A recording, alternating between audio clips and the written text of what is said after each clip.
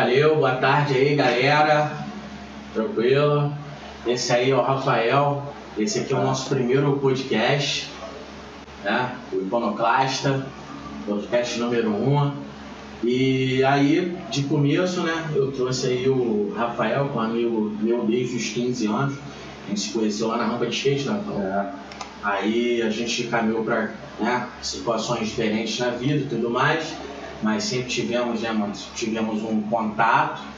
E hoje eu consegui aí trazer esse cara para falar um pouco da profissão dele, né, que é professor de história, que para mim é a profissão mais bacana que tem, né, mais importante que tem, de professor, né, passar o conhecimento adiante, né, sem professor a gente não consegue formar nenhuma sociedade direito.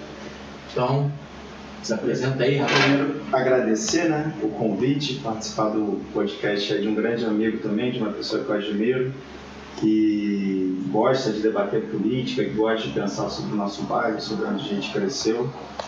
Tem uma conduta, né, de cidadania ativa e usa esse espaço aqui também dentro dessa mesma intenção, né? Então eu agradeço mesmo o convite, me sinto honrado pela lembrança, pelo convite e espero contribuir para a discussão aí da galera. Tamo junto, obrigado aí, meu brother. Um prazer, uma honra, né? Como eu falei, né? A gente se conheceu, eu tinha 15 anos, dando skate lá. Rafael, eu acho que é um pouquinho mais velho que eu. Tá quantos anos? Tô 40, cara. 40, brother. Caralho, eu tô com 37. Eu vou fazer. Passa rápido, né? Passa muito rápido. A gente tinha 15 anos no outro dia, né, cara? Que isso, cara. Aí tu se formou onde, cara? Então, eu estudei na UF, né? Na Universidade Federal Fluminense. Fiz pré-universitário popular, né? Como todo jovem de área popular, a gente tem que sempre conciliar estudo com trabalho. Comecei a trabalhar cedo no McDonald's, né? Eu lembro disso aí, cara. Com 16 anos, que foi isso que também, em alguma medida, me possibilitou andar de skate, né? Eu lembro. Eu gostava, horizão duro, eu lembro disso. Duro, gostava pra caramba de skate, já assistia, né, televisão e tudo mais. E aí comecei a trabalhar meio que também para conseguir custear esses hobbies, né? Aí comecei a trampar e trabalhar, aí você começa a trabalhar, já não tem mais como retroceder, né? Recuar nessa condição. Depois que começa a trabalhar já era. Já era, e aí eu fui, depois continuei trabalhando, terminei o ensino médio e fui tentando fazer... Aí capistrano, né? Isso, aí fui tentando fazer o vestibular, né? Aí passei para a Universidade Federal Fluminense. Eu estudo até hoje na UF, né? Porque eu fiz graduação e depois eu fiz mestrado também na UF, estudando Nova República, as mudanças fisionômicas no PT, né, no Partido dos Trabalhadores, do ponto de vista da Nova República, do contexto ali da redemocratização. E hoje aí estou dando sequência no doutorado, na luta de terminar o doutorado no contexto de pandemia, né? Que é bem complicado. Tanto a nossa cabeça como também o mundo meio que fica bem confuso para você pesquisar. E pesquisa é um momento de abstração, né? De distanciamento, a cabeça tem que estar tranquila, mas espero que eu consiga, né? Espero em Deus conseguir. Eu espero e tenho certeza que você vai conseguir. Mas estudei na UF, assim. Como estudante. Eu tentei passar para UF, eu não consegui. Não, que isso. Eu fiz faculdade também, mas não consegui, né, completar. Eu paguei para mim, de um tempo, a Estácio, lá no Rio, fiz geografia. Pô, que maravilha. Eu tinha muita vontade de fazer história também, mas na época não tinha história aqui, só tinha essa possibilidade lá do Rio. Geografia, eu fui para geografia, mas não deu. Tive que trancar, mas um dia de repente a gente volta. Então você gosta desse viés do magistério também. Eu adoro, cara. Eu sou um professor frustrado. Não, mas será, com certeza. Eu tenho uma facilidade, a minha esposa me conhece, sabe que eu gosto, né, de estar sempre explicando. Assim, eu tenho um jeito de dar aula, né? Assim, então eu tenho uma facilidade, eu consigo entreter na hora de explicar alguma coisa e consigo transformar conceitos complexos, né, assuntos complexos em um conceito simples, para a pessoa conseguir digerir melhor, conseguir entender melhor. Isso é o que os educadores chamam de transposição didática, transformar o complexo em acessível para quem te conhece. Né? Mais uma aula, né? Eu sabia que eu era isso aí. Não, mas E numa visão de educação libertadora também, todos nós somos educadores, né? O processo de educação, tem até um debate recente com alguns setores da sociedade eles tentam separar ensino e educação, mas quando a gente pega a lei de diretrizes e bases da educação, essa obrigação, né, esse compromisso de educar na sociedade, ele não se restringe à escola, mas a escola é um espaço também de formação educacional dos cidadãos, né, como também a família e o próprio Estado. Então, nos diversos equipamentos, nas diversas políticas do Estado, essa tarefa educadora da nossa sociedade, ela é um compromisso compartilhado, né? Não um compromisso só do professor. E por que eu estou dizendo isso? Porque eu acho que você é educador, nós somos educadores, né?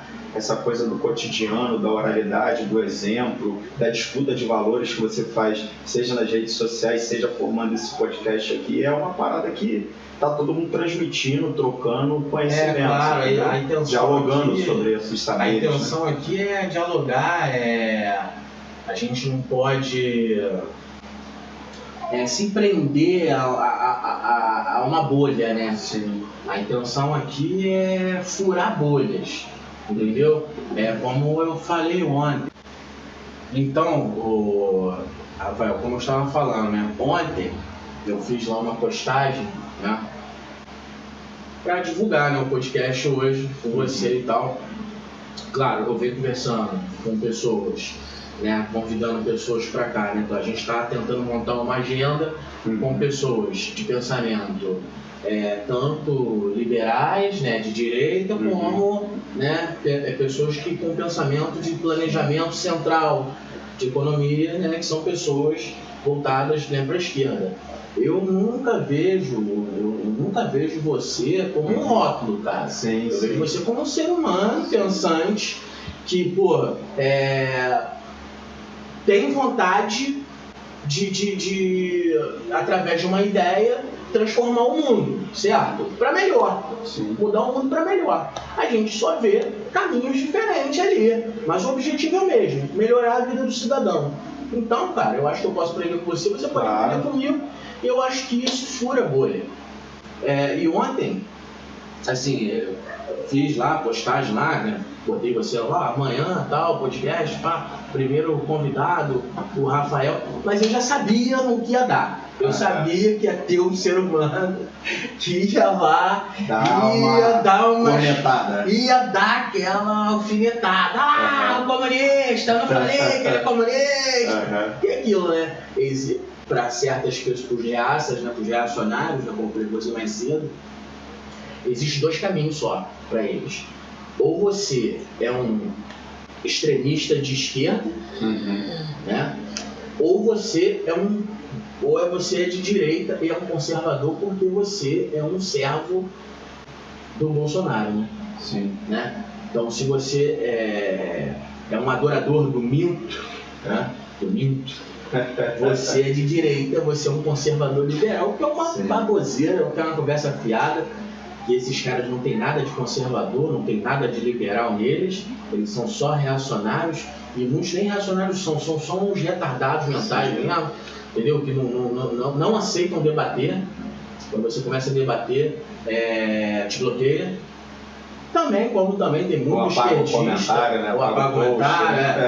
Como também tem muito esquerdista, assim, fanático, isso aí a gente encontra, infelizmente.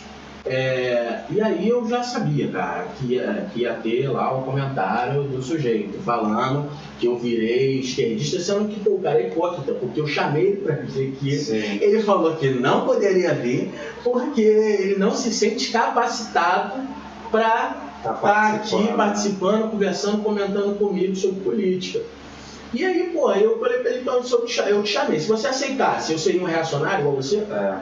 Aí, porque eu chamei um cara que tem um viés de esquerda, eu sou agora um esquerdista, eu sou a nova esquerda. Eu acho que tem. Cara, isso é uma bolha, isso não pode existir, cara. Isso aí não pode, cara. A gente tá aqui para debater, a gente tá aqui para trocar uma ideia, evoluir, tentar chegar produzir consenso. Cara, a gente está aqui para somar, para melhorar a sociedade, entendeu?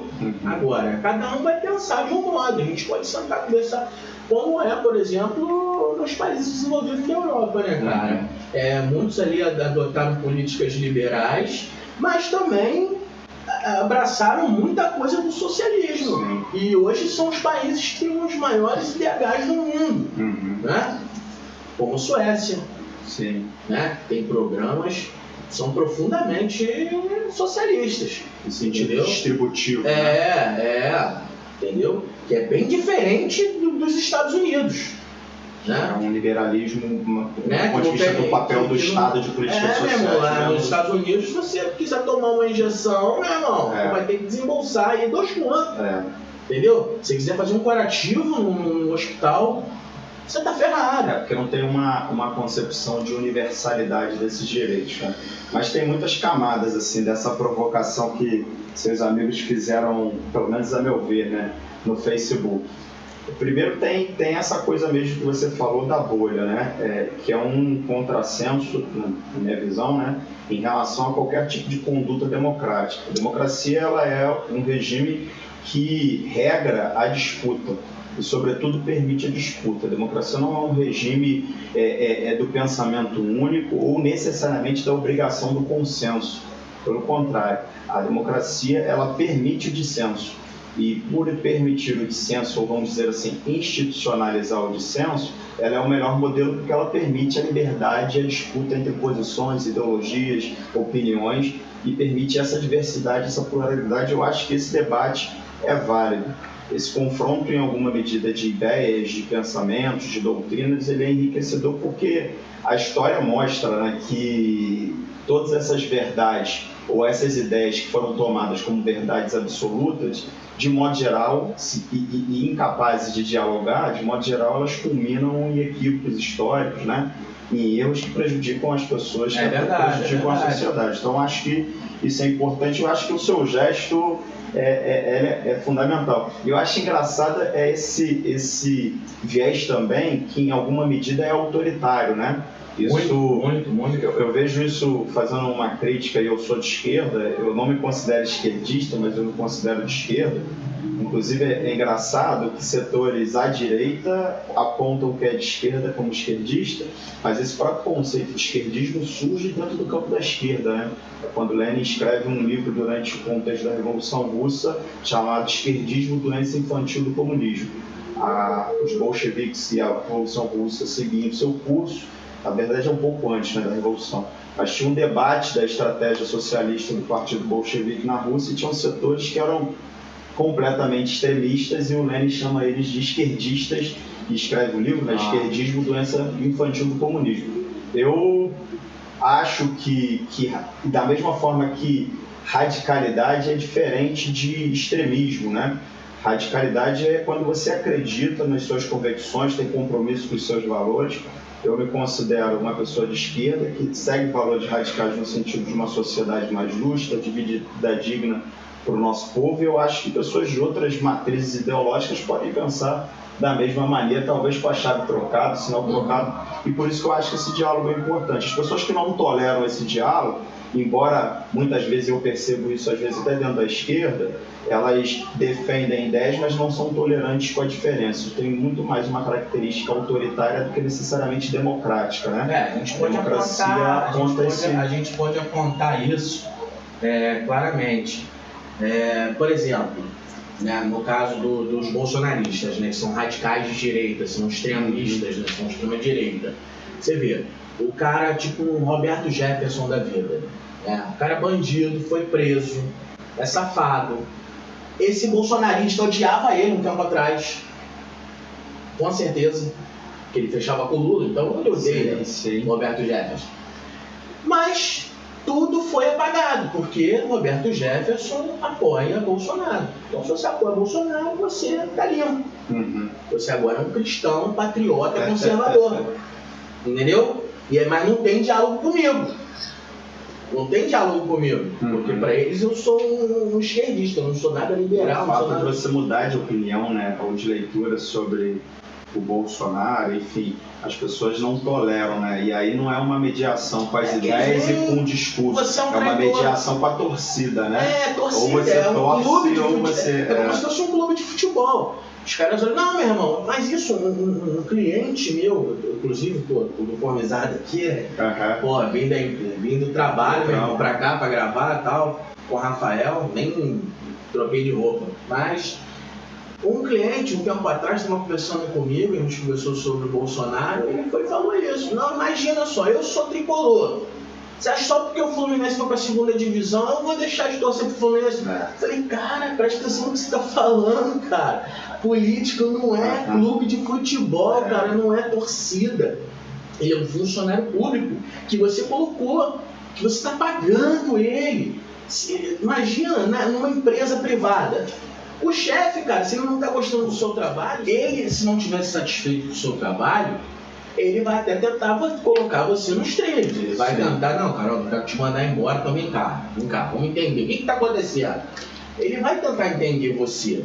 Ele vai tentar te colocar ali nos trilhos. Entendeu? E é o que a gente tem que fazer com político. No máximo, cara, porra, viu que ele prometeu coisa, não tá cumprindo, você vai dar uma batida nele pra ele voltar pro trilho. Se ele não quiser voltar pro trilho, se você vê que o cara é safado mesmo, que porra, ele só tava praticando um estelionato, né, eleitoral, você bate para derrubar o trem logo, meu irmão. Você bate, derruba e coloca outro. Ah, mas Clécio, se de repente colocar outro pode ser pior. Beleza, derruba esse pior também. Até achar um decente. É isso que eu penso, entendeu? E essa galera não, essa galera é idólatra. Eles têm uma idolatria. E principalmente nessa extrema direita, eles fazem uma coisa muito perigosa, que é juntar religião. Porque esse cara se coloca como um Messias, entendeu? Né? Um enviado de Deus.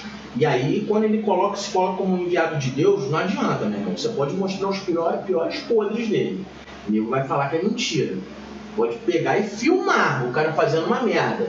Se o cara falar, não era isso não, acabou.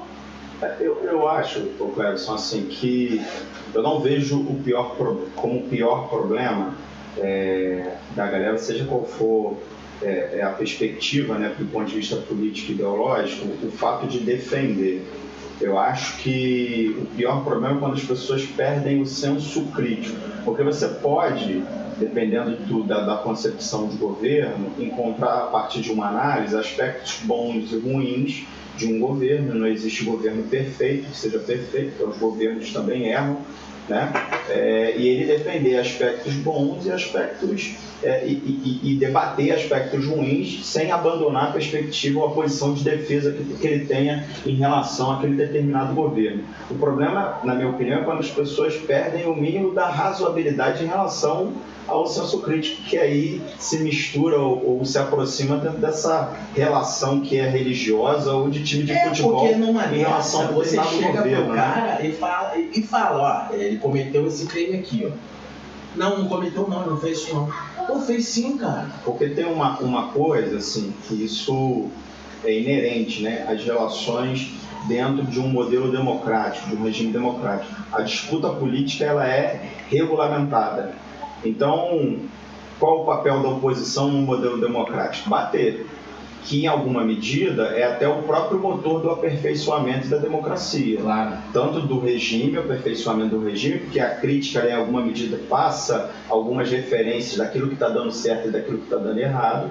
Então, a crítica, ela é inerente. E, por outro lado, quem é favorável faz o papel de defender, mas não pode perder o senso crítico no sentido de fazer um balanço, assim. Eu tento evitar, eu na sala de aula, como professor, né, sair dessa coisa, porque eu acho que também não é papel do professor, de proselitismo em torno de defender governo A, governo B, partido A, partido B. Isso eu sou totalmente... Mas, por outro lado, eu também, e contrariando algumas visões sobre a educação e sobre o papel do professor, eu não sou imparcial, não existe imparcialidade. Nem na imprensa, nem no lugar.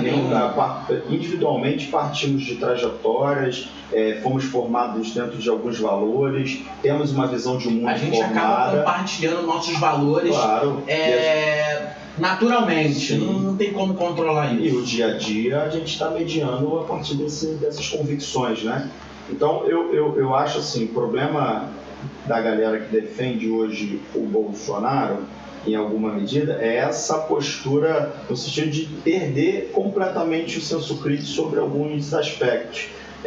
do que é o próprio governo Bolsonaro, naquilo que você colocou, na relação com a corrupção, na relação com o pragmatismo político que ele defendeu. Eu acho que nos resultados aí já é uma análise de quem é de esquerda, fazendo uma análise sobre o governo Bolsonaro, e esses resultados eu falo do ponto de vista da melhoria das condições de vida do nosso povo, geração de emprego, renda. O que melhorou? Tudo isso eu estou melhorou nada, muito pelo contrário. Tudo isso eu estou avaliando. Tudo, mas isso é a minha visão.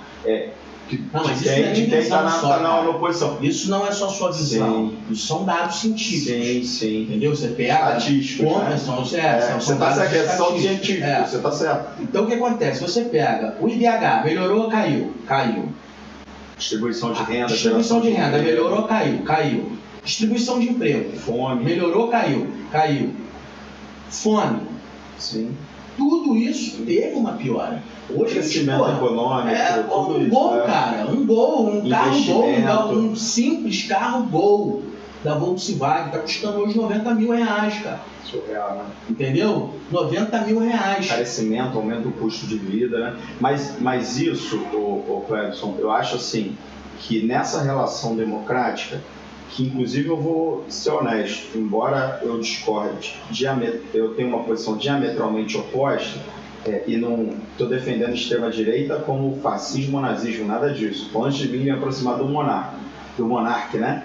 Bom, monarca. Mas você, dentro de uma democracia, você tem a possibilidade de ter expressões que representem esse segmento da sociedade. Eu não estou dizendo nada sobre nazismo, não.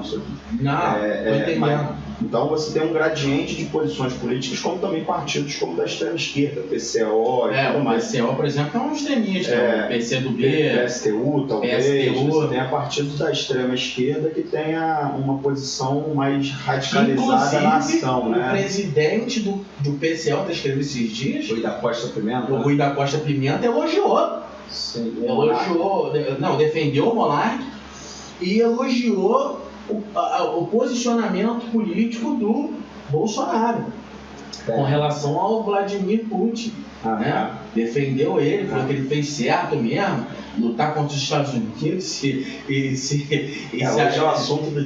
apoiar lá no Putin, né? Para fazer uma frente ampla aí contra o imperialismo e tudo mais. Essa é a intenção do Bolsonaro. Claro que não, cara. Claro que o Bolsonaro, a realidade é a seguinte, ele está isolado. Ninguém quer ele perto. Ninguém, se o Biden quisesse ele não teria ido para a Rússia. Ele estava lá lambendo as bolas, né? Porque o Biden não tem botas, né? Senão ele lamberia as botas. Mas já que não tem, não lambe as bolas. Ele estaria lá lambendo as bolas do Biden, cara. Então, a verdade é essa. Ninguém quer ir por perto. Aí o Vladimir, tá bom. O Vladimir quer ir lá. Mas, vai ter que submeter a 5 testes. Ninguém fez isso. Ninguém se submeteu a 5 testagens e ficar isolado num hotel até o Vladimir Putin falar assim, vem agora. Tinha uma coisa também dos interesses econômicos, né, do agronegócio brasileiro. Eu não sou especialista do tema, né, mas digo questões econômicas que estão no fundo da visita e da próprio conflito, né? Então vai lá. Não, é porque, assim, eu não sou especialista sobre o tema, né, sobre relações internacionais e geopolítica tanto brasileira como a geopolítica russa como a geopolítica americana, mas esse jogo ele funciona dentro de interesses que vão dentro de uma visão política do mundo, né, a partir da visão de cada país, né, como também de interesses econômicos que estão envolvidos nisso. O que eu acho que de fato ocorre não é uma luta entre vilões e mocinhos, né? É muito difícil, mas ao contrário do que às vezes a mídia ou o senso comum lê esses processos. A visita do Bolsonaro lá, pelo que eu li, né, pelas informações que eu tive, tinha também um plano de fundo dos interesses do agronegócio brasileiro, que é um grande consumidor e depende da indústria química russa no sentido de produção de fertilizantes, de produtos direcionados para a produção do agronegócio. Então, e é isso também, eu acho que esse aspecto tinha um retorno de demonstrar também um certo diálogo internacional do próprio governo Bolsonaro, que eu concordo com você, ele está numa situação de relativo isolamento político, né? Existe uma rejeição do papel da pequinez que o Bolsonaro representa hoje como porta-voz dos interesses brasileiros e do papel do Brasil no cenário internacional. Cara, ele foi capaz de fazer coisas que até eu julgava assim inimagináveis, para ele bater continência. Para a bandeira americana, né? Não, para a bandeira americana era normal, a gente tinha batido, mas para bater continência pro soldado lá comunista, né?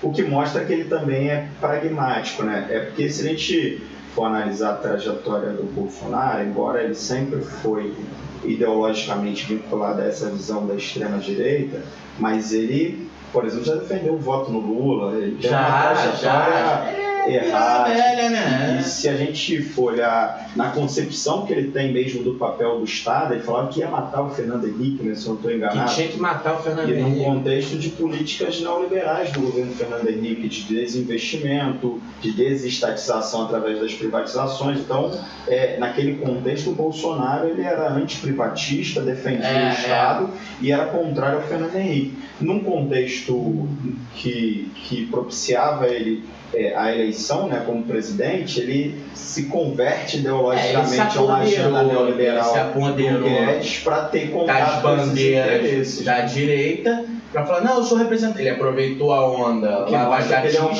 Que mostra que ele é um político tradicional. Porque o que acontece? A onda lavajatista pediu por uma liderança, né? Pediu por um representante. Não tinha.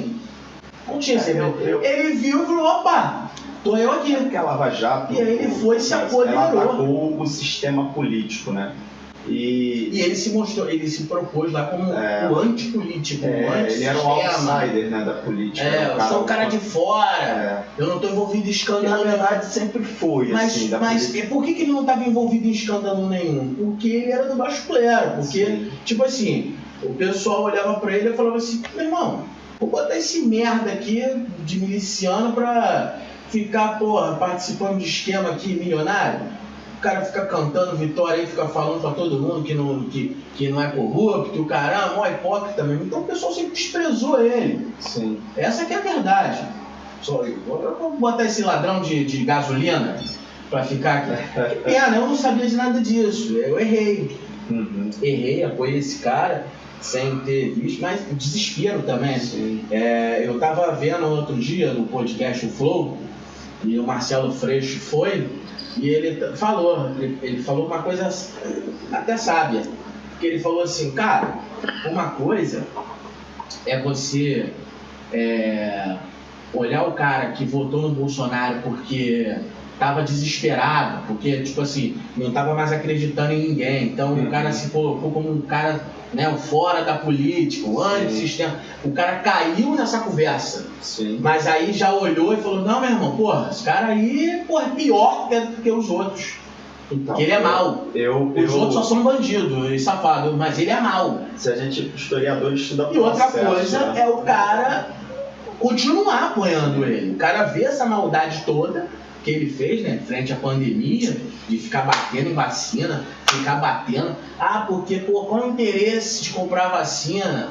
Os laboratórios estão ganhando milhões, vão ganhar milhões, como se os laboratórios estivessem ganhando milhões com cloroquina, com ivermectina. O próprio exército produziu cloroquina para daqui a 18 anos, meu irmão. Essa cloroquina vai vencer, entendeu? Então, isso houve um sobrepreço. O TCU investigou, infelizmente, as nossas instituições, né, estão aparelhadas como nunca, né? O cara botou 6 mil militares no governo dele, e aí começou a aparelhar tudo, colocou uma série de pessoas também que não eram militares, mas que são corruptos. Ele colocou o que há de pior. Então, o que acontece? Está tudo aparelhado, mas o TCU mesmo assim já apontou que houve sobrepreço nessa produção de cloroquina pelo exército. Entendeu? Então, assim, não convence ninguém, cara. Eu vou pegar um elemento do seu argumento que eu acho até importante. Isso eu também, uma vez que foi até interessante, numa aula eu tinha um aluno, né, Guilherme, aí a gente comentando, né, qual que essas discussões elas acontecem sobre política, aí ele falou, o pai dele falava que o Brasil é um país maravilhoso e o problema é a corrupção. Aí eu problematizei, né, porque o que tem, assim, no que você falou, as pessoas de fato acreditaram que o Bolsonaro significava o fim da corrupção no Brasil, como se a corrupção fosse um fenômeno social localizado. Basta você andar 10 minutos no trânsito que você vai ver que as regras que estabelecem o comportamento das pessoas, da coletividade, no espaço público não suportam. Eu fico, às vezes, conversando com as pessoas que as regras no trânsito servem para ser quebradas, elas não servem para limitar o comportamento das pessoas. E isso é uma conduta que fere o interesse público, fere o direito do outro. Então a corrupção é um fenômeno mais complexo. As pessoas também foram bombardeadas. Se a gente pegar desde 2005, a mídia tem seus interesses também em torno de toda a discussão, toda a construção de uma percepção de como se o Brasil estivesse se perdendo para a corrupção, ou que o único problema da sociedade brasileira fosse a corrupção, e eu não estou com isso negando que a corrupção seja um problema, mas a sociedade brasileira tem outros problemas, como desigualdade, pobreza e miséria, e eu desconfio das cruzadas também, né? Ou dos guardiões. Tem um provérbio chinês que fala assim, quem guardará os guardiões? Porque a pessoa se coloca como guardião de determinada coisa, mas quem controla o comportamento dele de paladino de uma determinada... Quem fiscaliza o fiscalizador. Justamente, né? Então isso é uma questão que traz a gente para refletir sobre diversos aspectos. Então acho que a corrupção ela é cotidiana, ela é um fenômeno social que constitui em alguma medida o nosso modelo de sociedade ou de sociabilidade, e é um fenômeno muito mais complexo e com um paradoxo também que eu acho que é importante sempre pensar. Quanto mais se combate a corrupção, mais ela aparece. Não porque ela esteja aumentando, mas a percepção sobre ela, por ela estar sendo demonstrada, ela aumenta. Aquele fio, né, os dispositivos que você cria para combater a corrupção, você consegue perceber mais a corrupção como fenômeno social. Quando você combate menos, a sensação de que não esteja ocorrendo corrupção, ele desaparece. E eu acho que a gente vê isso. Agora nós caímos, né, 2 posições no ranking mundial de combate à corrupção. Né? Mas segundo Bolsonaro, não existe mais corrupção. É só pensar na relação dele com o Centrão. O cara que era fora da política antissistema compôs com o Centrão como forma, mecanismo para dar sustentabilidade ao seu governo, né? E a gente sabe quais são os termos de negociação do Centrão. A galera fala, não, ele precisou fazer isso para poder governar, para poder fazer projetos. Não. Eu não acho que ele compôs para poder governar, eu não concordo. Ele compôs para sobreviver, para subsistir.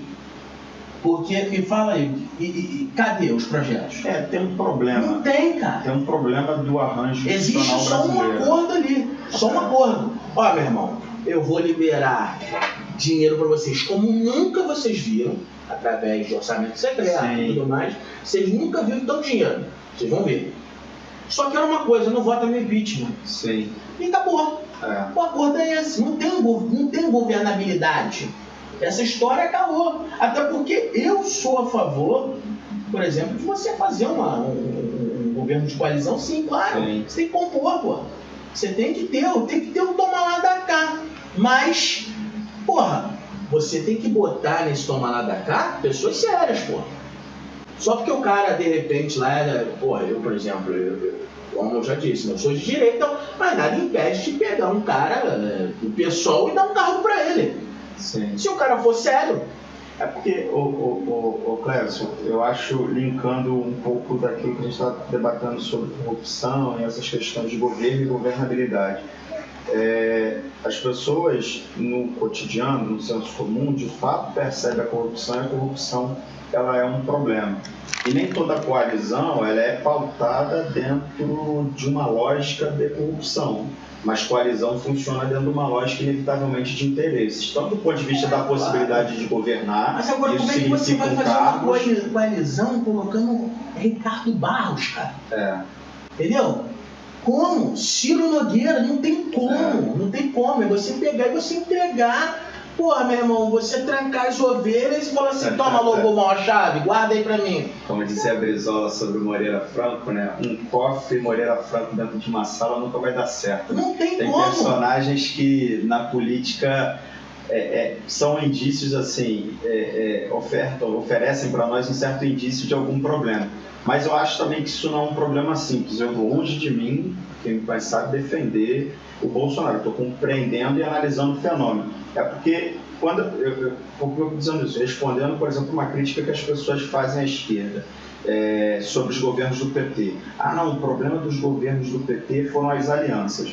Mas quando você olha cada Câmara Municipal nos 5.000 e tantos municípios do Brasil, você vai ver em qual Câmara Municipal que a esquerda é maioria isoladamente. 50% mais um. Então, essa estrutura, do ponto de vista do poder legislativo, e sobretudo uma disparidade proporcional entre representação nas câmaras, na Câmara Baixa, que é o Congresso Nacional, que é a Câmara dos Deputados, e os estados, você tem uma distorção, representação em relação à proporção do número de habitantes. São Paulo, relativamente, indica menos deputados do que o Acre. Isso produz uma série de distorções no nosso sistema político, tanto é que a esquerda nunca conseguiu constituir a esquerda no conjunto, constituir maioria. Então isso impõe as alianças. E também pegando para a governabilidade, né? Até o Pacto Federativo, por exemplo, é muito injusto para São Paulo também. Porque São Paulo, o governo federal vai lá, pega R$10 de São Paulo e devolve R$1 para São Paulo. Sim. Então São Paulo... mas isso acaba se equalizando na relação com outros estados. A diferença é que São Paulo, o PIB estadual é maior em comparação com outros estados. Isso abre uma janela de discussão gigantesca para nós. Claro.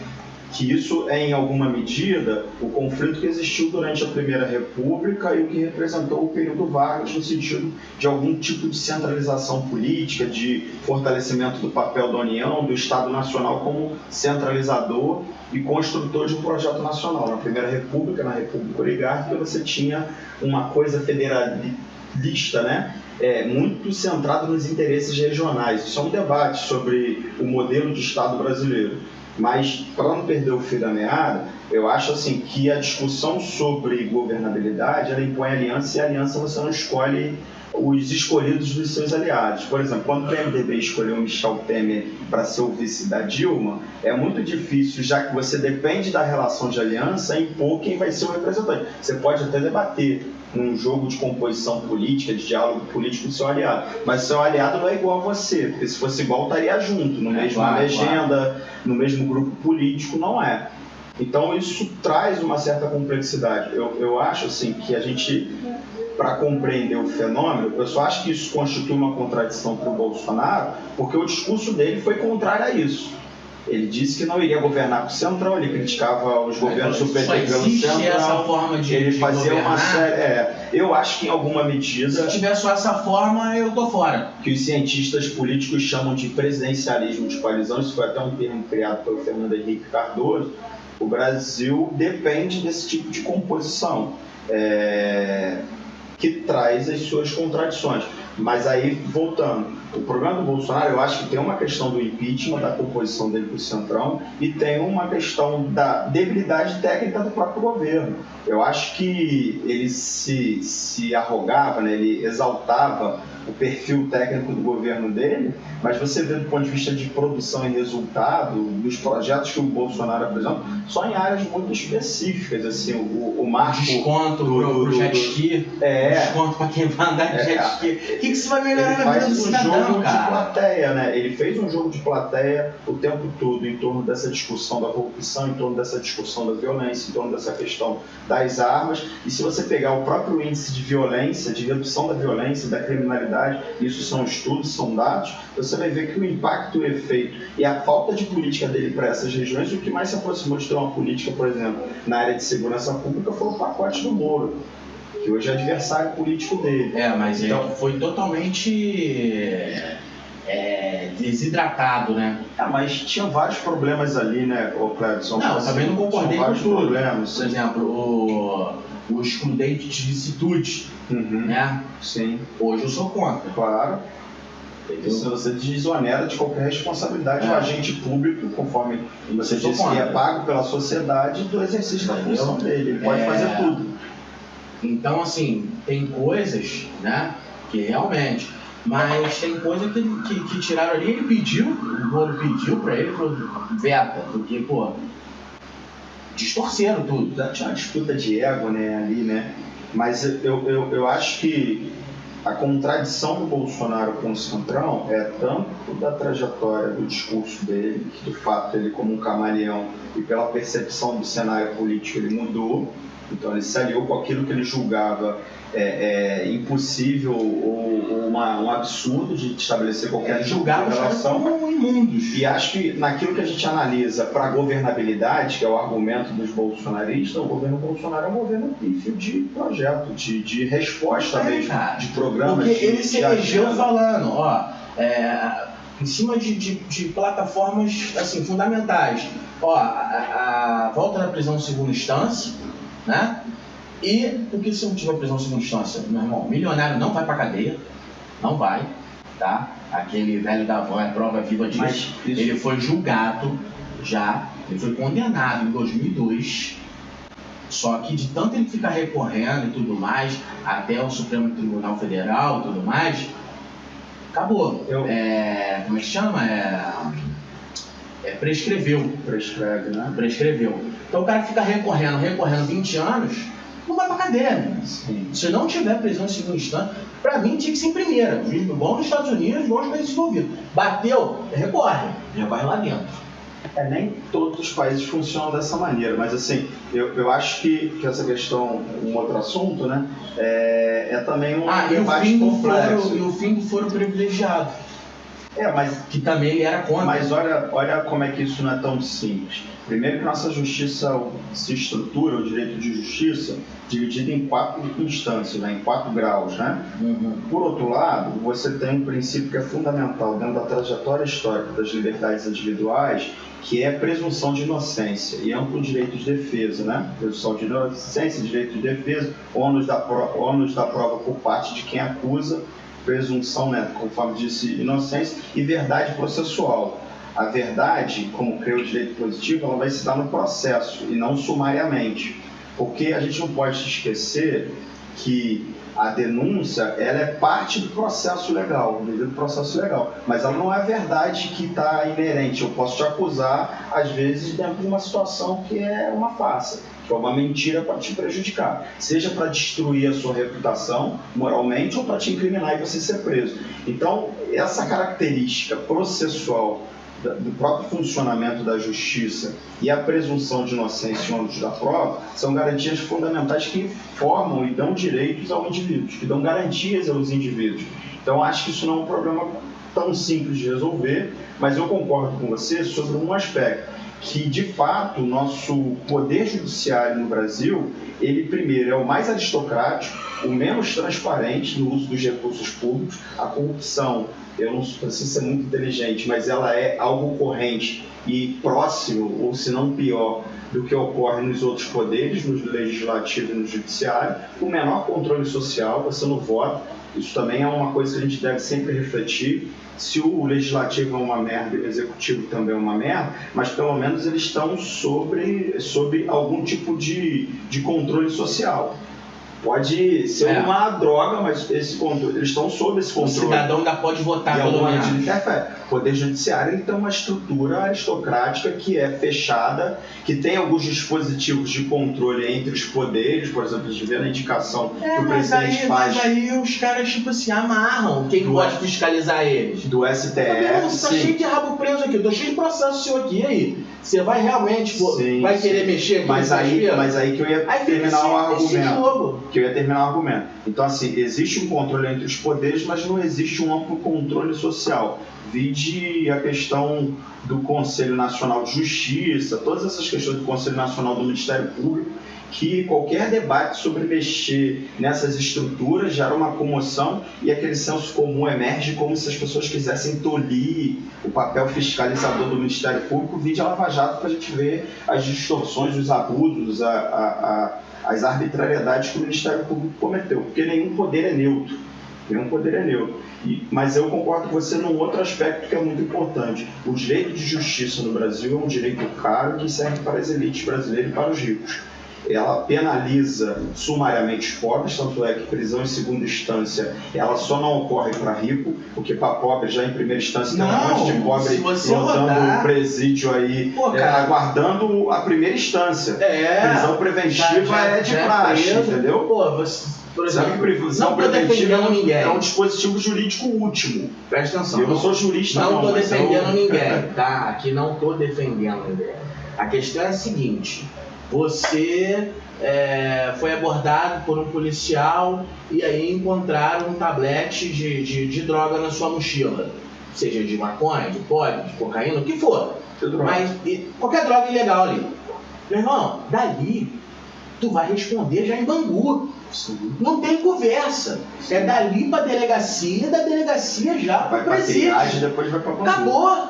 Amanhã você tá careca, meu irmão, na cadeia. Você tá dentro de uma cela careca. Comendo comida azeda. Acabou, não tem conversa. E aí? E o rico, sim, que rouba milhões, que só nega imposto, que faz, por exemplo, que eu acabei de falar aqui, do Luciano Hang. E aí você entende? E o cara não é preso, meu irmão. Esse exercício de pensamento juntos, assim, conjunto. Você entende que a questão e o debate sobre a segunda instância, ele é um debate circunstancial, no sentido da disputa política que está sendo feita hoje. Então, hoje serve defender e debater condenação em segunda instância. Só que eu tenho minhas dúvidas se isso vai acontecer de fato para os ricos, e por outro lado, isso não melhora do ponto de vista da igualdade, do direito de justiça, o problema de prisão sumária para pobre, que pode... Porque assim, se a justiça... Também, mas foi o único período no nosso país que a gente viu algum rico ser preso. Concorda comigo? O boy... O boy foi preso quando tinha prisão em segunda instância. Está todo mundo solto. Tá todo mundo solto agora, mas o boy cumpriu cadeia. Solto, inclusive, o Valdemar, a questão o Valdemar Costa Neto, ele foi preso, ele cumpriu 5 anos de cana. Entendeu? Mas por quê? Tinha prisão em segunda instância. Então, assim, o Roberto Jefferson foi preso. Na verdade, a questão da prisão em segunda instância ainda não está regulamentada, isso é um debate. Não, ela na verdade, eles foram presos preventivamente, e a prisão preventiva, eu posso estar enganado, mas eu tenho quase certeza sobre isso. Elas foram prorrogando a prisão preventiva, porque na verdade, e tem que ver o processo, eu não sei exatamente o processo, mas eu vou comentar sobre o que eu vi na Lava Jato. O que aconteceu, porque o que é a prisão preventiva? Como o direito ele se estrutura dentro de uma lógica de presunção de inocência, direito à liberdade e ônus da prova por parte de quem acusa, e somente após o transitado e julgado, ou seja, o caráter processual do direito, você só pode ser preso, ter a sua liberdade restringida após a tramitação, lembrando que são 4 graus, 4 instâncias. Então você teria, em tese, o direito à inocência. O que a Lava Jato usou como dispositivo e em alguma medida banalizou para os ricos, o que só é uma novidade histórica, e eu concordo com você, que foi despachar, com a autorização do juiz, a força-tarefa dos juízes, prisão preventiva. Então os caras estavam preventivamente presos, como inclusive uma estratégia de obtenção de delações, Então isso depois, posteriormente, foi sendo desnudado, sobretudo pelo Intercept Brasil e a Vaza Jato, Mas foi um dispositivo dentro de uma estratégia, vamos dizer, política da Lava Jato em relação ao próprio processo que estava se dando, Mas a prisão em segunda instância ainda não é algo regulamentado. O que eu acho, assim, e eu concordo com sua crítica sobre porque a justiça, para ser justa e cega, ela teria que tratar pobres e ricos da mesma maneira. Da mesma forma. E eu acho que talvez, na minha visão, você não precisa concordar comigo, mas na minha visão, o debate está em torno desse comportamento do poder de justiça em relação às diferentes camadas da nossa sociedade. Porque você perfeitamente, a meu ver, de acordo com o que eu penso também, um cara foi encontrado com uma trouxinha de drogas ou com 5 quilos, seja o que for, pobre, ele vai estar preso e vai tramitar todo o processo dele encarcerado.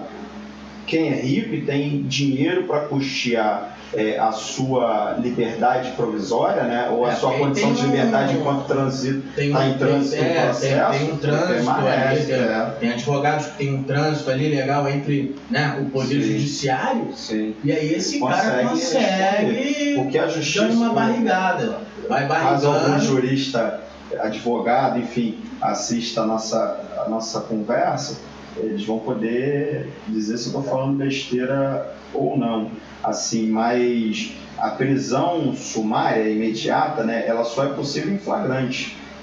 A situação de flagrante, assim, numa situação que já dê fundamentos para que e fora a possibilidade da pessoa também ou se evadir e fugir do processo que ela está respondendo. Então a prisão preventiva ela é estabelecida pelo juiz, ou na recorrência da infração, do ato infracional. Se a pessoa, por exemplo, ele é um traficante, se eu não prender ele agora, ele vai continuar roubando cargas, digamos, um assaltante de carga, ele vai continuar assaltando. Então, preventivamente, a partir de fundamentação, isso precisa, porque o direito só é positivo porque ele crê que ele consegue reconstituir o fato através das provas. Então ele vai ter que comprovar que você de fato ameaça a sociedade a partir das suas infrações. São mecanismos que autorizam a prisão preventiva. Ao contrário disso, isso não seria possível porque estrutura o Estado democrático de direito, o direito à liberdade dos indivíduos, entendeu? Isso é um direito civil fundamental. Então você não pode ser preso sem uma justificativa. Porque também existe uma relação de poder entre o indivíduo e o Estado como ente. O indivíduo é frágil. Nós, individualmente, somos passíveis de sofrer uma série de violências por parte do Estado. O Estado, por isso as constituições, elas restringem o exercício e regam o exercício do poder do Estado. Então a nossa liberdade é um direito fundamental, inalienável, inquestionável, e isso tem que ser garantido pelo direito que estrutura as relações de poder do próprio Estado com os seus cidadãos, né? Isso vem desde a Revolução Francesa. O marco inaugural é a Carta dos Direitos do Homem e do Cidadão, que estabelece um referencial que o Estado ele não pode ser e se comportar de forma arbitrária. Então, eu acho que todo esse debate sobre a justiça, eu que sou um socialista, eu entendo que tem um corte de classe, um corte de distribuição de renda, de concentração de riqueza e de igualdade. Valores em torno da igualdade. Mas isso até os liberais acham também. Sim. Os liberais não pensam. Isso é uma... A gente pensa assim também. Isso é uma perspectiva liberal, né? Eu até queria brincar com você no sentido daquilo que você estava falando, que no Brasil a gente tem uma certa ironia, né? Que é o liberal conservador. Só que quando você pega nas tradições políticas na Europa, que é onde a gente, sobretudo a partir da Revolução Francesa, que a gente encontra, né, a formação dessas tradições, a socialista, posteriormente a comunista, os liberais e os conservadores.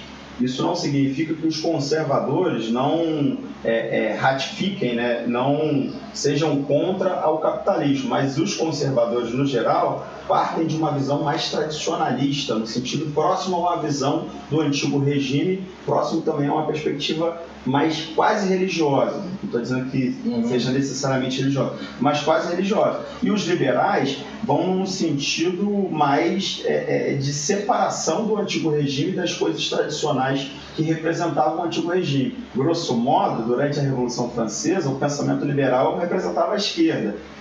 Representava a esquerda. É verdade. E o conservador e aquele que reagia, né, de forma mais radical e conspirava contra o processo revolucionário ou as revoluções liberais.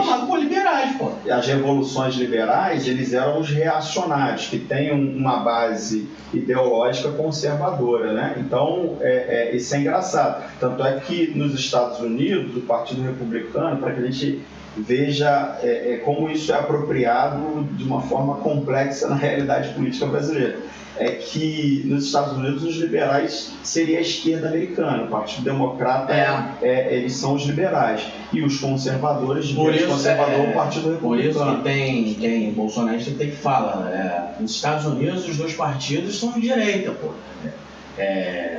O republicano, que é muito de direita, e os democratas são menos à direita, mas os dois são. Porque também tem uma outra coisa que a gente que abre espaço para essas... E também a gente não fala que os Estados Unidos tem mais de 2.000 partidos. Sim. Né? Embora só que lá é uma coisa muito barrista, acaba né? fechando nacionalmente em dois partidos, né? Mas eu acho também que parte dessa mistura, ou dessas continuidades e descontinuidades, elas ocorrem também porque a gente pode distinguir entre o pensamento liberal econômico e o pensamento liberal do ponto de vista político. John Locke, no pensamento que funda a tradição, Stuart Mill, que funda a tradição do liberalismo político, e Adam Smith, Ricardo e os pensadores liberais que vão, ali pelo menos o liberalismo clássico, né, fundando um diálogo, porque são referenciais apropriados pela burguesia dentro do seu processo revolucionário, não são ideias e ideologias mobilizados pela burguesia, mas não existe uma linha de continuidade imediata entre o liberalismo político e o liberalismo econômico. A visão econômica que fundamenta o capitalismo, ela não tem uma linha de continuidade, tanto é que liberdades individuais, a gente sabe que o capitalismo ele é um modelo hegemônico, né, do ponto de vista econômico, mas nem sempre ele é acompanhado em diversos países com liberdades individuais. Então mostra uma certa separação, disjunção entre essas duas dimensões, aquilo que é político e aquilo que é econômico. Funcionam em muitas realidades de maneira conjunta, sim, mas não sempre, entendeu? E no Brasil é engraçado, porque eu vi uma vez o Amoedo, né, falando, não, e muitos, né, eu sou economicamente liberal e nos comportamentos eu sou conservador. Na tradição na Europa você não vê muito isso. O Partido Conservador inglês é um partido, de fato, com valores conservadores, tem uma coisa...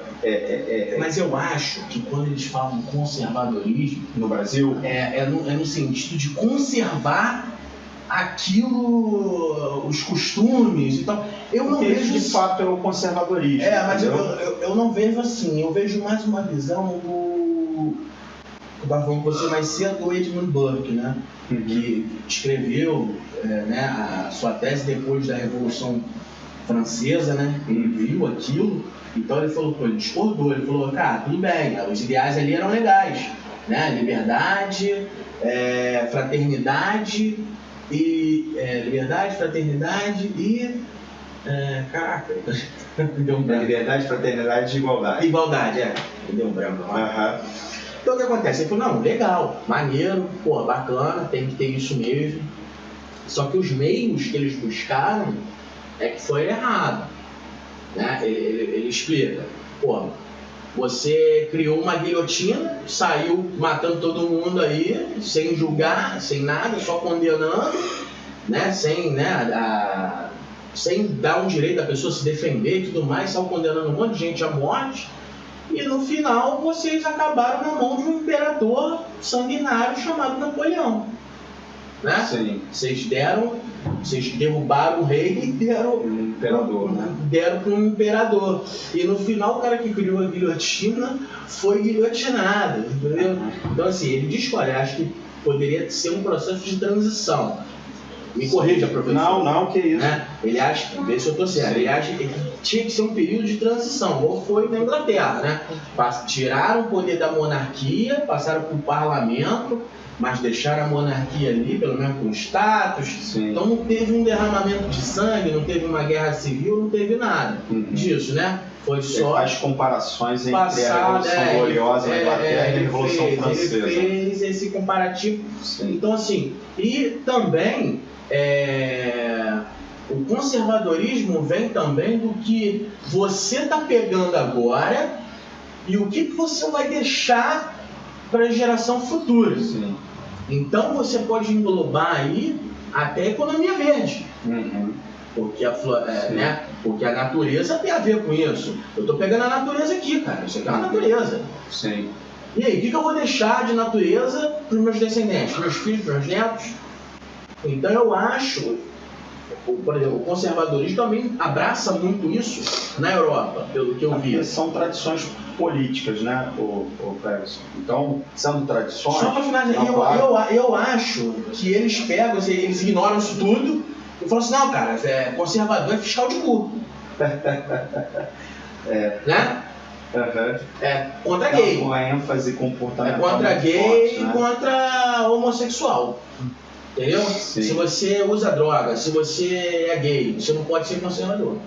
Para que o pessoal, eu acho assim, eu não acho que você está certo. Eu acho assim, uma loucura mesmo. É porque, na verdade, quando a gente fala liberais, conservadores, socialistas, enfim, essas tradições comunistas, a gente, na verdade, não está falando de um pensamento único, a gente está falando de um campo, né? E que dentro desse campo, inúmeras perspectivas disputam, né? Visões disputam qual é a narrativa, a visão dominante desses movimentos, né? Então, existe uma certa diversidade. Agora, o conservador, no geral, ele tem uma visão voltada para o passado, né? Definindo de maneira bem genérica e precária a diferença entre um conservador e um progressista, é que o progressista está olhando para o futuro e o conservador está olhando para o passado. O conservador lê a sociedade dentro de um processo de que ela estaria, vamos dizer assim, se degenerando, se perdendo, e ela precisa ser conservada. Existe um passado mítico, que é um passado que a sociedade foi melhor, e a agenda da disputa política atual, contemporânea de um conservador, é resgatar esses valores, para que a sociedade volte a funcionar dessa maneira. O progressista nega o presente e nega o passado. Ele entende que a sociedade hoje é uma merda, ela tem que ser transformada para que ela se torne melhor num futuro também idealizado, mítico. Isso é da disputa política, porque a política também funciona a partir de ideias, né? Tem um exemplo, de idealizações. Tem um exemplo que eu gosto de usar, que muito, assim, eu acho muito dinâmico. Como funciona o pensamento progressista, como funciona o pensamento conservador. Imagina que aqui temos uma casa, certo? Sim. Essa casa está com o telhado, está com as janelas furadas, já não está legal, tem um quarto só. Não tá legal, não tá abrigando eu, minha mulher e meus 2 filhos. Já, eu tenho uma filha só, mas vamos dizer assim, tenho 2 filhos. Não tá abrigando já uma família ali. O progressista olha para casa e fala assim, derruba e faz outra. Você vai gastar mais material. Sim. Né? Você vai ter que fazer toda uma fundação de novo. Sim, tal. sim. Você vai gastar dinheiro. O conservador já não. Ele vai falar, não, vamos continuar morando na casa, mas olha só, a cozinha, esse mês a gente faz a cozinha. Dá uma garibada aqui, tira esse telhado, bota uma laje, tal, conserta a janela, entendeu? Cava um buraco ali para fazer uma sapata, para levantar uma coluna, mas tudo a gente mora ali dentro e você vai reformando. Sim. Tá certo? Não, tá certo, é uma boa metáfora para a situação, com certeza. Isso tem uma relação também com o tempo e com a velocidade dos processos, né? Eu não li Edmund Burke, mas eu acho que tem essa percepção entre as coisas mudarem numa certa velocidade e toda essa forma de ver o futuro, se relacionar com o tempo, que os historiadores chamam de historicidade, né? Isso surge com a Revolução Francesa. A sociedade anterior da Revolução Francesa ou das revoluções liberais no seu conjunto, do próprio advento do capitalismo, elas eram voltadas para a repetição. Tanto é que a vida mudou muito lentamente durante a Idade Média, durante o Antigo Regime, então, durante a modernidade. Então você tinha uma outra percepção da relação com o tempo e com os processos. O conservador, ele bebe disso. Eu acho assim, o Cleverson, que existe essa ambivalência, né, entre liberalismo e conservadorismo no pensamento à direita no Brasil, mas eu acho que tem uma série de confusões também, assim, que eu concordo com você, dos bolsonaristas em relação a isso, né? É muito centrado na questão dos comportamentos, né? Na castração das pessoas em relação às suas liberdades. Então, eu acho que isso talvez seja a agenda, e muito bebendo de uma fonte que você já tinha citado anteriormente, que é a questão de uma chave religiosa, né? Que não é somente conservadora do ponto de vista laico, de um fundamentalismo religioso, projetando um comportamento, uma forma de religiosidade sobre as relações sociais de uma sociedade que, naquilo que cabe às religiões, é diversa, plural, né? A sociedade é um espaço dessa diversidade, dessa pluralidade. Então, uma forma de se relacionar com a sociedade, com as instituições, a meu ver, um tanto quanto perigosa, né? Porque ela é intolerante, né? Ela toma uma religião como referência, ela toma uma forma de ver a espiritualidade, a vida das pessoas dentro de uma referência única, pautada por uma forma única de ver as coisas. Isso é meio complicado. Só fazer uma propaganda aqui rapidinho. Aqui, que tá passando aqui, né? Isso aqui são 2 patrocinadores nossos aí. A Rocha Pescados, né? Que é do meu tio Denise e do meu amigo de infância Felipe. Tá? Fica lá no Castro, galera. Eles levam, né? Levam até as pessoas, né? Leva e pode ir lá buscar também, tem delivery.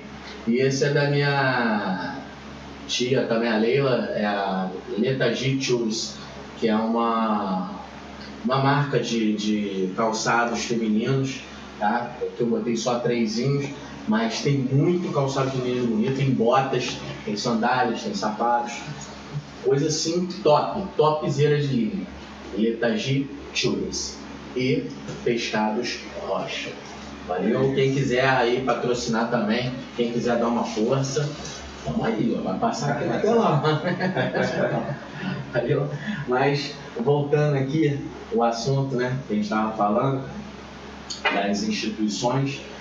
Então, cara, assim, eu vejo essa distorção, né, deles, um problema, cara, muito grave, porque assim, cara, uma coisa é você vir falar alguma distorção pra mim, eu sou esclarecido, eu vou rebater na hora, eu vou, cara, de onde você tá falando, de onde você tirou isso, cara? Qual o livro de história que isso tá? Quem te contou isso?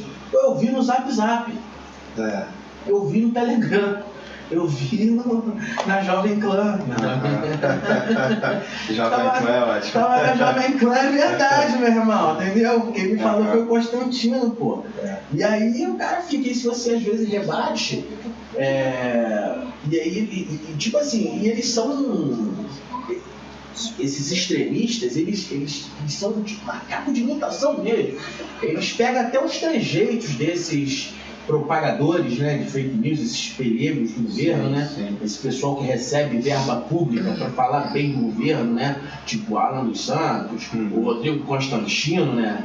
Fica lá, rótulos, você agora é pessoal kids, entendeu? Os caras... Aí já usa os adjetivos. E tipo assim, eu fui chamado de pessoal kids, nova esquerda. Entendeu? Cara, eles copiam mesmo. Sim. Assim, tipo, toma como verdade. Não confronta os argumentos, mas não. Desqualifica a pessoa a partir de adjetivos, nunca atacam a mensagem. Sim. Nunca. Você pode olhar todas as minhas postagens, todas, sem exceção. Se você pegar 100 postagens minhas que eu fiz de um ano pra cá, você vai ver que as 100... Quando eu sou rebatido, não é a minha mensagem que é rebatida, não é. Eles vêm em mim. Desqualificando você. Vem você. Quem você pensa que você é para falar mal do governo? Você deve estar... Você é um petista. Minha foto de capa tá lá assim, ó. Nem Lula, nem Bolsonaro. Você é um petista. Você é um esquerdalha. Você é... Cara, maconheiro. Isso aqui como eu falei, né? O Bruno lá, Bruno só entra pra isso, meu irmão. Pessoal kids, maconheiro falando merda, não sei, deve ser abstinência. Mas o cara não consegue pegar e falar, beleza, cara, beleza, mas e aí, confronta isso aí, diz aí pra mim, o que é mentira que eu escrevi aí? Não, você viaja, você é lunático, beleza, mas e aí, o que eu escrevi? É verdade ou é mentira? E se é mentira, quais são os pontos onde eu estou mentindo? Contraponha, né? Pô, bota aí, cara, os contrapontos, cara. É simples, porra, é simples. Para de atacar o mensageiro, cara. Ataca a mensagem, cara. Vai lá, debate aí. Não, cara, o cara não consegue. Às vezes fica ok, e às vezes coisa de claque, né? Eu acho interessante isso, assim, que você está falando. Sobretudo o que você falou antes. Quando você tem contato com um setor que é mais assim, esclarecido no sentido de que faz um pouco mais de mediações com a informação que tias do Zap, elas já acreditam, sim, cara. e tem uma galera, pesquisa uma agora, grande maioria 22% da população, cara, 22% é coisa pra caramba, a gente tá falando aí de 40 e poucos milhões de pessoas. 40 e poucas milhões de pessoas acreditaram que Bolsonaro foi pra Rússia e acabou com a guerra, meu irmão. Sim. Que ele fez lá as tropas russas se recolher, porque ele falou assim, porque coincidência ou não, o Putin tirou as tropas lá, cara, da onde que ele tirou? Coincidência ou não? Que mano é coincidência ou não? Claro que foi coincidência, cara. Né? Que isso, cara? Ele tirou quando o avião tava a caminho, meu irmão. Aí, já vai lá, o sanfoneiro... o argumento do Bolsonaro, em alguma medida, tocasse aquele conflito ali, né? Se os Estados Unidos, nenhum complexo de vira-lata em relação a conseguiu, a União Europeia conseguiu mediar a situação, acreditar que o Bolsonaro foi o pacificador, né? Aí ruim de tudo, os caras falam, não, era brincadeira, meu. Você acreditou que a gente tava falando sério? Era brincadeira, a gente tava zoando, Mas, Clebson, em muitos anos, eu já tô nesse ano completando 10 anos em sala de aula, em agosto. E uma das coisas, eu acho que da nossa geração foi crer que isso era um debate, inclusive, da esquerda ou de muitas pessoas que tinham um olhar crítico, e crítico não significa falar mal, mas tentar compreender isso. Você vai conversar com o Isaac, se me contou em algum momento, ele vai aprofundar um pouco mais sobre a crítica do ponto de vista filosófico, mas é uma chave de compreensão da realidade. A gente acreditava que a informação seria um fator libertador e que contribuiria para a conscientização das pessoas sobre sua realidade, sobre seu tempo, sobre sua vida e daria instrumentos para que as pessoas melhorassem a sociedade. Hoje está mais que comprovado que essa sobrecarga de informações, a gente tinha uma visão romântica sobre isso, sabe? As pessoas são manipuláveis, eu acho que até pelo tempo, pelas dificuldades, enfim, os valores são inúmeros, eu não sou pesquisador da área, mas as pessoas querem coisas rápidas e recebem aquilo como verdade de uma maneira muito rápida, né? Sobretudo o WhatsApp, que muitas vezes quem manda a mensagem é uma pessoa próxima afetivamente. Então é um tio que mandou, que você acredita, que você admira, e você vai no automático acreditando, né? Mas a parcela é muito pequena. E a gente, assim, aquilo que a gente falou sobre imparcialidade. Querendo ou não, fomos construídos, né, humanamente, psicologicamente, dentro de determinados contextos que nos formaram dentro de determinadas crenças, valores. Então, essa mudança ou essa problematização daquilo que a gente recebe depende de muitos valores, muitos fatores, entendeu? Eu até creio que, em parte, o sucesso do Bolsonaro não é só também por conta dele representar naquele contexto o cara fora do sistema e o contrário à corrupção do sistema, mas também ele expressava na forma da política e na forma do deboche, da carnavalização da política, uma série de preconceitos que são realmente existentes na nossa sociedade. A sociedade tem uma série de preconceitos, a gente fala desse conservadorismo torto que cuida dos comportamentos, conforme você disse, está mais preocupado com o cu do que com outras coisas, com anos, né, falar de uma maneira mais educada, porque isso esconde nessa preocupação toda uma série de preconceitos como afetividade, com a liberdade das mulheres, com a igualdade social entre pobres e ricos. A gente não pode esquecer que o Brasil é um país formado em 300 anos de escravidão, que isso constituiu uma série de valores e levou 50 anos para abolir a escravidão, desde a primeira lei, a Lei Feijó, até 1888, abolir a escravidão, e o regime ou o padrão social que mais perdurou na história brasileira é a escravidão.